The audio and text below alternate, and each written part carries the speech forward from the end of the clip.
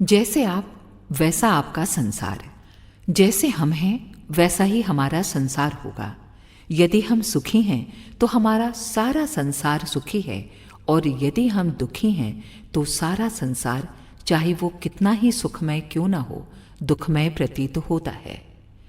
यदि हमारी मनोदशा भी सुख अनुभव करने लगे तथा सोचने लगे कि ये दुख हमें केवल अपने जीवन स्तर की सीढ़ियों पर चढ़ने के लिए परीक्षार्थ ही मिला करता है, तो हमें दुख की छाया छू भी नहीं सकती।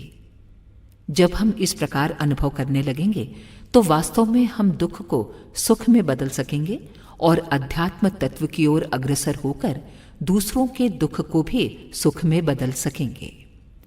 ऐसा करने के लिए हमें त्याग और तपस्या की आवश्यकता पड़ती है, जिसकी प्रतिक्रिया हमारी आत्मा पर होती है।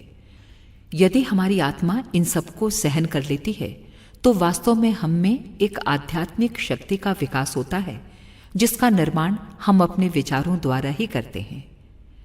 आज हम चाहे जिस परिस्थिति में भी क्यों ना हो, अपने दृष्टिकोण को बदल देना चाहिए तथा अपने विचारों को सदा प्रसन्नता, आशा, शांति, शक्ति और प्रयत्न की ओर दौड़ाना चाहिए। कहा भी है, जैसे आप हैं वैसा ही आपका संसार है। अखंड ज्योति, मार्च 1951, पृष्ठ 17।